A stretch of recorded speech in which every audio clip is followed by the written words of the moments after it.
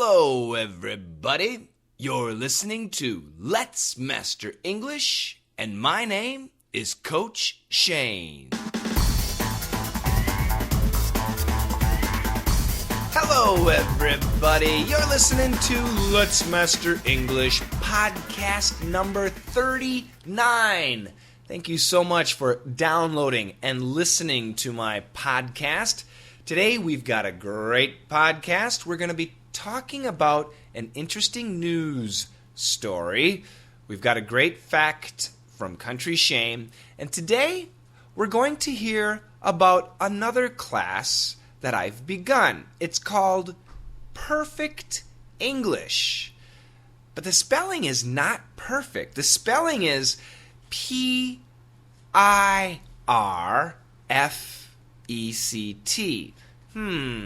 Why is that spelling so strange? That's not perfect. Well, at the end of the podcast, I'll explain. All right, enough chit-chat. Let's begin.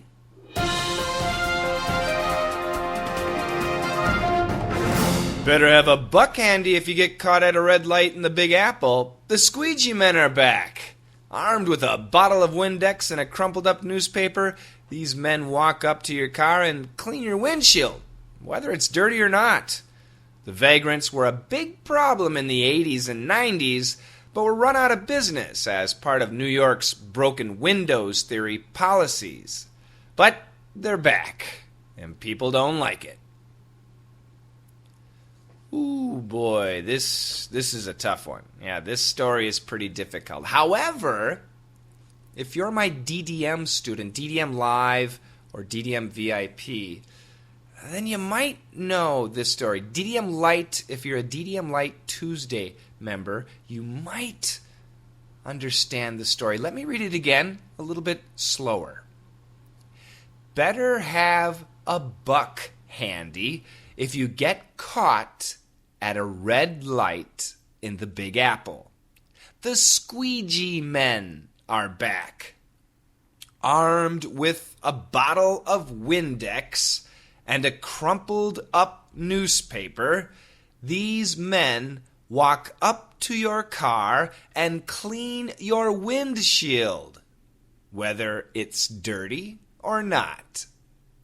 The vagrants were a big problem in the 80s and 90s, but were run out of business as a part of New York's broken windows theory policies. But they're back, and people don't like it.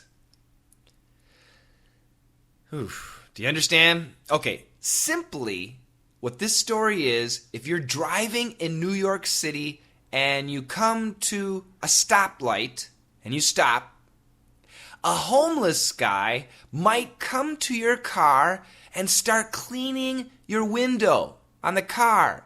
And then he asks for money. And do they do a good job cleaning your window? Usually no. Usually they don't do a good job. But they still want your money. So this is a problem in New York City. The problem was a big problem a long time ago, but then it disappeared, but now it's coming back. Okay, so that's the basic story. Now let's go to the first sentence again. Better have a buck handy if you get caught at a red light in the Big Apple. Grammatically, you had better. You had better. You should do something. You should have. You had better. Better have a buck handy. A buck is $1. So you better have $1 handy. What does handy mean? Well, handy just means nearby. Next to you. Within reach. Easily accessible. That's the idea of handy. Right now, I have my cell phone handy. Actually, it's my mom's cell phone. But here, there you go. I can touch it. And my keys are handy. Can you hear my keys? What else do I have handy? Oh, my Starbucks card is handy. My microphone is handy. It's very nearby. I can touch it. it's in reach. It's within reach. Okay? So you better have a buck handy. Especially if you get caught at a red light in the Big Apple. So the Big Apple is New York's nickname. And there are many sites trying to explain why New York City has the nickname of the Big Apple. But who cares? The nickname is the Big Apple. Nobody really knows why. So if you're in New York City and you get caught at a red light, that means you're driving and the traffic signal changes from green to red. You're caught. You have to stop. In that situation, you had better have a buck handy. Why? The squeegee men are back. Okay, so the men are back. That means they used to be here, but then they left, they disappeared, and now they're back. What kind of men? The squeegee men. Squeegee. What is a squeegee? A squeegee is actually a tool that we use to clean windows. And this tool has a long rubber edge. And we use that long rubber edge to wipe off the water from the window. So you use a rag and you wash the window, and then you use a squeegee to wipe off the water. So it's similar to your windshield wipers. If it's raining outside, you need the wipers on the front window of the car to clean away the rain. That's like a squeegee. Okay, so these are squeegee men. They walk around the intersections of New York City with a squeegee to clean your window. Let's listen to the first sentence again. Better have a buck handy if you get caught at a red light in the Big Apple. The squeegee men are back. Armed with a bottle of Windex and a crumpled up newspaper, these men walk up to your car and clean your windshield, whether it's dirty or not. Okay, so armed with a bottle of Windex and a crumpled up newspaper. So a crumpled up newspaper is this. So can you hear this newspaper? I'm taking this newspaper and I just crumpled it up in my hand into a ball. That's the idea. Now the newspaper is crumpled up into a ball. Did you hear the sound? That's the crumpling sound. Okay? So a crumpled up newspaper. And Windex. What is Windex? Windex is a brand name. It's a name of a product. It's a blue liquid spray that we use to clean windows. I'm sure you have something similar in your country. So listen again. Armed with a bottle of Windex and a crumpled up newspaper. Okay, so I think we understand. Armed with, what does this mean? A-R-M-E-D, armed with. It's a phrasal verb. To be armed with something means to have something, to possess something. Now, many times when we say armed with, we think of a weapon. He was armed with a gun. He was armed with a knife. But what about me? I'm an English coach. And if you've seen my videos, am I armed with anything? Well, I don't have any guns or knives. But yes, Coach Shane is armed with magic markers when he teaches. And he writes on the whiteboard. Yeah, so I'm armed with magic markers. That's the idea. Well, these guys are armed with magic markers? No. Guns? No. Knives? No.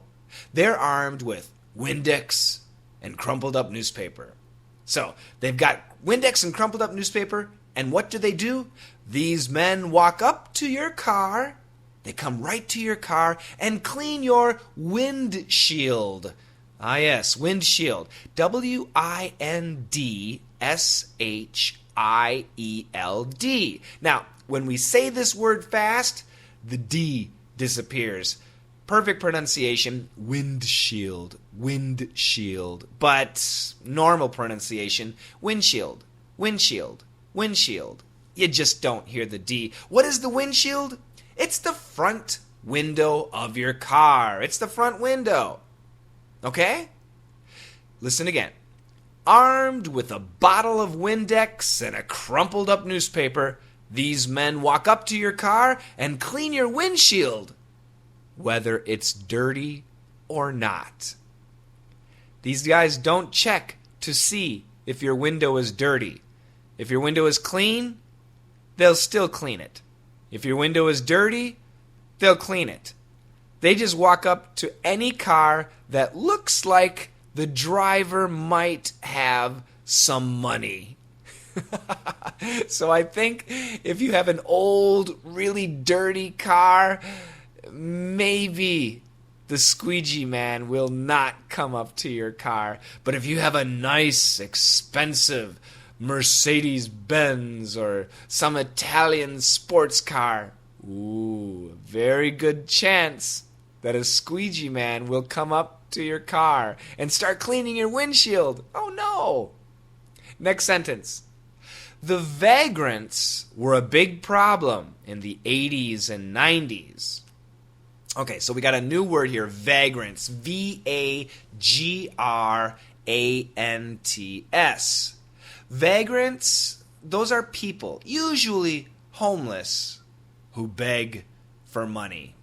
Yeah, somebody begging for money. Well, these guys are kind of working, but we can still call them vagrants. Most of these guys are homeless. They don't have a regular job. So the vagrants were a big problem in the 80s and 90s. So in the 1980s, 1990s, oh boy, it was really bad in New York City. And I have a story about this, and I'll tell you later. Anyway, once again, the whole sentence. The vagrants were a big problem in the 80s and 90s, but were run out of business as a part of New York's broken windows theory policies. All right, now this is tough. So in the 80s and 90s, these guys were a big problem. However, they were run out of business. They were forced out of business. They were kicked off the street. The police would always catch these guys and give them a ticket. They would arrest them for walking in the middle of the street.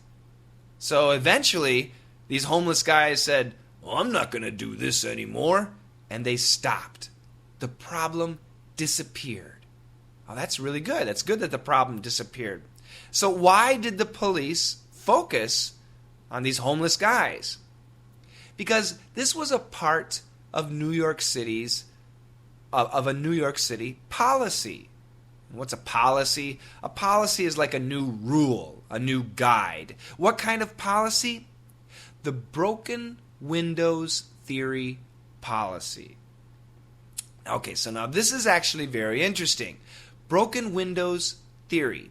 Have you ever heard of the broken windows theory? Well, the broken windows theory is the idea that the more broken windows in a city, the higher the crime.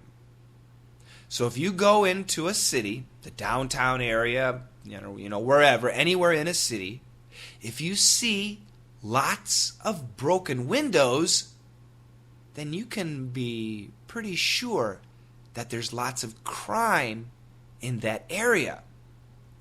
If you go into a city and there are no broken windows, it's probably a much safer city. Well, back in the 80s and the 90s, some areas of New York City had lots of broken windows. There was lots of crime.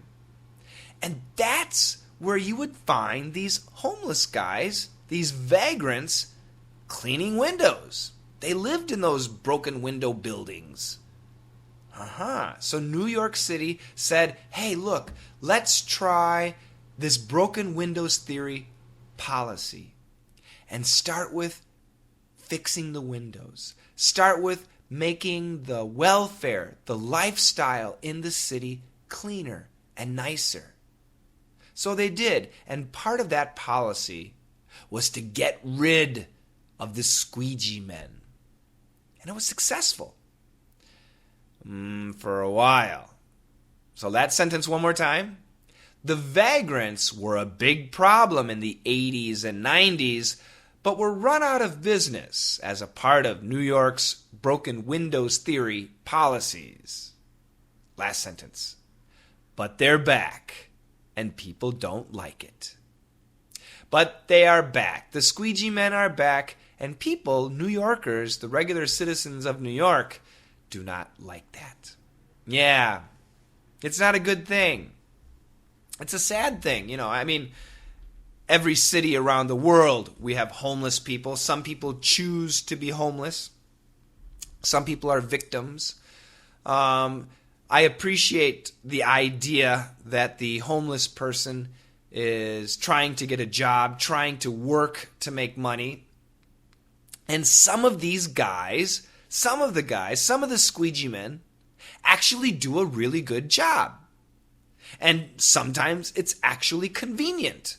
If your window's dirty and the squeegee guy's around, hey man, get my car. And then give him $1. That's good. That's real entrepreneurship in its lowest form. However, I was in New York City, and what year was that? Probably 1990. And I was driving in Harlem, which is a tough neighborhood, a broken window neighborhood. Lots of broken windows in Harlem. And I came to a stoplight, and I had to stop. And this homeless guy, very dirty, very filthy homeless guy, came up to my car, and I was scared. And then I thought he was looking at me, but actually he was just looking at my window. He spit on my window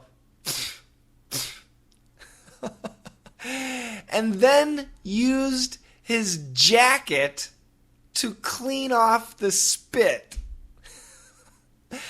He did that for about 10 seconds, and then he showed me his hand, and he said, "Give a man $1 for a decent day's work." Give a man $1 for a decent day's work, for a good job. Oh my God, I couldn't believe it. I was shocked. So what did I do? Well, I'm a country boy. I rolled down the window and gave the guy $1.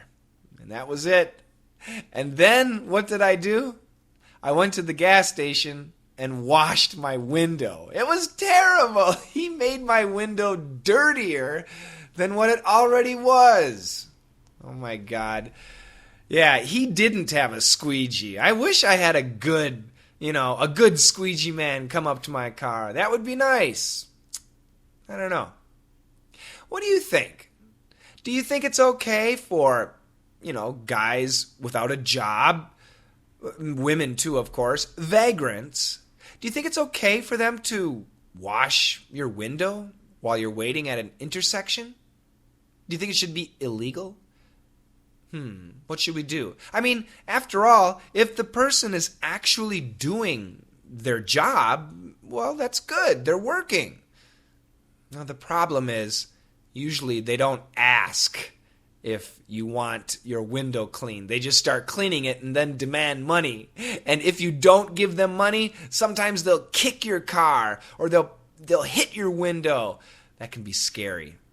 Yeah, of course, those guys need to get out of there. But some of these people, they do actually work hard. What do you think? Do you have this problem in your city? Squeegee men? What do homeless people do in your city? How do they make money? Do they just beg? Just ask for money? Yeah. Let me know. Let us know. I'll give you places to contact us a little bit later. Let's look at the vocabulary words one more time, and then we'll read it twice more. A buck, $1, B-U-C-K, $1. Handy, something that is nearby, next to you, within reach. Caught at a red light. Stopped at a red light. The red light, the traffic signal, the traffic light. The Big Apple, New York City. A squeegee, S-Q-U-E-E-G-E-E. It's a tool used to clean windows. Armed with. To be armed with means to have or to possess. Windex. It's a brand of a blue liquid spray used to clean windows. Crumpled up newspaper. A sheet of newspaper crumpled in your hands into the shape of a ball. Windshield. W-I-N-D-S-H-I-E-L-D. That's the front window of your car. Vagrants. V-A-G-R-A-N-T-S. Those are people, usually homeless, who beg for money. To be run out of business. To be forced out of business. And finally, the broken windows theory. You can find this on Wikipedia. It's very interesting. The idea that the more broken windows in a city or neighborhood, the higher the crime. Okay, let's do the story 2 more times. Now remember, if you get the newsletter, you can read and follow along with me. I'm a listening coach, but I always tell the students, in order to improve your listening, you have to work on your speaking, your pronunciation, your reading skills. Okay, so this is important. Now, you can sign up for the newsletter simply by going to www.letsmasterenglish.com/tryddm. And that automatically signs you up for the newsletter. You'll also get a letter asking you if you want to sign up for 8 free DDM lessons. Give us your name, your job, and whatever it is the questions are. If you don't want the lessons, that's fine. Just ignore that letter. You'll still get the newsletter. Of course, if you want the 8 free DDM lessons, you can sign up and get those too. Just send us another email. Okay, so I'm going to read it 2 times, and if you have the newsletter, read along with me. By the way, the podcast goes out on Mondays, and the newsletter usually goes out on Tuesdays. Okay, here we go. Better have a buck handy if you get caught at a red light in the Big Apple. The squeegee men are back, armed with a bottle of Windex and a crumpled up newspaper. These men walk up to your car and clean your windshield, whether it's dirty or not. The vagrants were a big problem in the 80s and 90s, but were run out of business as a part of New York's broken windows theory policies. But they're back, and people don't like it. Better have a buck handy if you get caught at a red light in the Big Apple. The squeegee men are back. Armed with a bottle of Windex and a crumpled up newspaper, these men walk up to your car and clean your windshield, whether it's dirty or not. The vagrants were a big problem in the 80s and 90s, but were run out of business as a part of New York's broken windows theory policies. But they're back, and people don't like it. How you doing, everybody? This is Country Shane, and I'm here to bring you the facts. Some teens use Windex on their zits. Don't do it. Windex is serious stuff and can eat through plastic. It is not something you want on your skin, especially in your eyes. This has been Country Shane, bringing bringing you the facts. Good advice from Country Shane. Thank you always, Country Shane. So some teenagers use Windex on their zits, Z-I-T-S, zits, pimples, P-I-M-P-L-E-S, acne, A-C-N-E. Check your dictionary. Oh my God, what are these kids doing, putting Windex on their zits? No, don't do it. Even Country Shane said Windex is serious stuff. Windex is so strong it can eat through plastic. So why would you want it on your skin? It will eat through your skin. No, it's not something you want on your skin, especially in your eyes. Be careful with those chemicals around the house. Now, as an adult, we're okay, we're careful. But kids, young kids, babies, oh boy. Right now, if you've got children in the house, I mean, especially the small kids, but if you got children in the house, go check where your chemicals are, your chemicals and poisons and cleaning agents. Make sure your kids cannot access them easily. Make sure they are not handy for your kids. All right. Once again, Country Shane, thanks so much for the great information.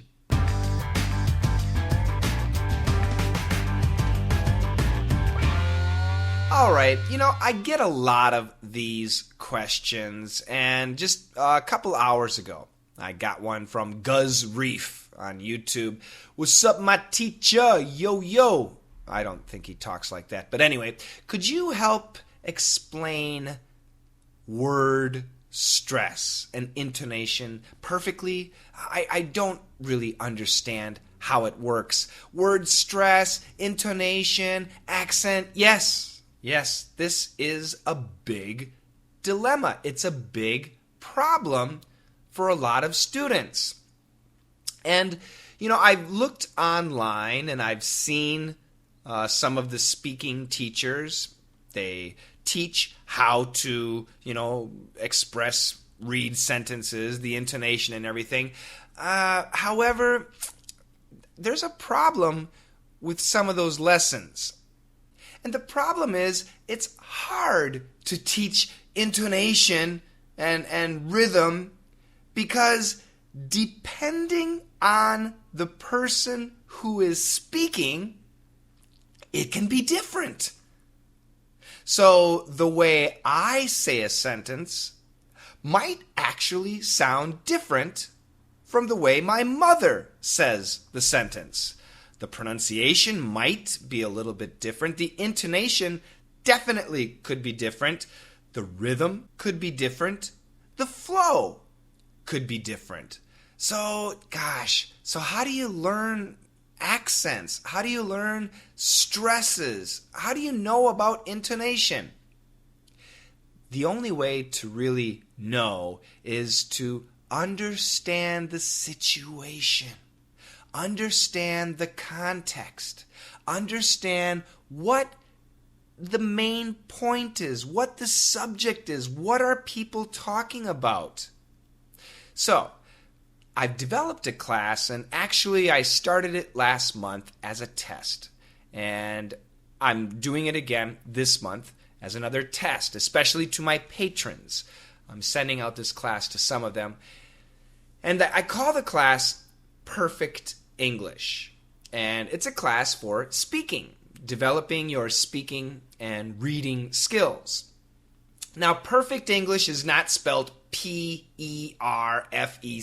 It's not that perfect. It's P-I-R-F-E-C-T. Perfect English, the spelling is different. And P-I-R-F, that's the key of the class. The P stands for pronunciation. The I stands for intonation, syllable stress, inflection. The R stands for rhythm. That's when you read a sentence knowing when to pause. And Flow. The speed or the tempo. Do you need to say this sentence quickly? Can you say it slow? What speed is proper? So how to say something, the pronunciation. Which words should you focus on? Which words get the accent? When to pause in a sentence, and how fast should you read the sentence? This is my new class. It's really cool. Last month, we practiced with 2 paragraphs. This month, we're practicing with a dialogue. So every lesson, it's going to be different. Sometimes it will be a paragraph. Sometimes it will be a dialogue. I'll change. We'll see what people like the most. But once again, this is my new class. And I'm pretty excited about this class. So this is a one-time deal. This is August 11th, 2014. If you listen to this podcast within the next 3 days, so this is Monday, so I'll give you Monday, Tuesday, Wednesday, Thursday. Should I give you Friday? No, that's it. You get 4 days. If you send me an email, and my email address is dailydictationmembers@gmail.com. In the subject line, just say PIRF. Perf. That's it. That's all I want. I will take your email and I will add it to the class folder. So you can actually study this lesson for free. 1 free lesson. So what it is, I'm going to give you the assignment. And then after a couple of days, I will make a lesson on how to pronounce and how to say the dialogue. Now, with some of my students, especially my Patreon students, I'll be using their recordings. They are sending me recordings, and those are the privileged students, so they will be able to actually kind of interact with me. In the future, I'm not sure exactly how I will conduct the class, but I want to give you a taste of what perfect English is all about. So send me an email. You have until August 14th. Is that right? August 14th? Where's my calendar? Where's my calendar? There we go. Yeah, August 14th. Send me an email. My email again, dailydictationmembers@gmail.com. And in the subject line, I want you to write PIRF. If you do that, I'm going to take your email address and I'm going to invite you to a folder in which you can join and then download the assignment. And after a week or two, maybe 2 weeks later, I will upload the video lessons that will teach you everything you need to know about the dialogue, okay? So, people like the class so far. They're excited about it. And this is just, I'm still testing the class. It's beta, B-E-T-A, testing. In the future, this class is something you will have to pay for. But it's definitely going to be a great investment for everybody. What are the prices? I don't know. I haven't decided. If you have an idea on what the price should be, let me know. I'll, of course, consider everybody's opinion. That's it. Perfect English. All about speaking. Something that is very important. I'm a listening coach. Everybody knows me for listening. But I always tell people, if you want to improve your listening, you have to improve your speaking, your pronunciation, your intonation, your rhythm, and flow. So, it's a perfect class for me, and I think it's a perfect class for all of my students too. All right.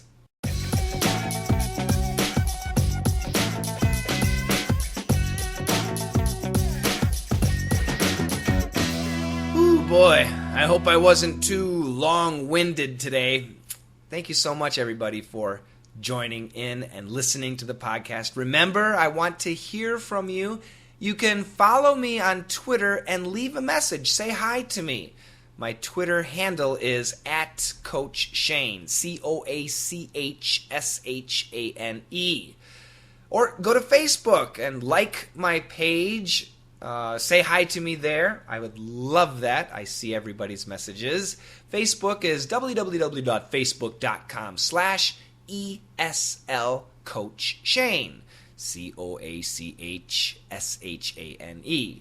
And finally, we have a community on Google+. You can join us there. The community name is Let's Master English. And once again, I would love to hear from you. And don't forget, there's that special bonus about perfect English. But you have to be quick. You got to be quick. Only until August 14th, 2014. And if I do anything else in the future, I'll let you know. That's it. Thank you so much, everybody. Have a fantastic week. And I'll see you next week. Together, let's master English.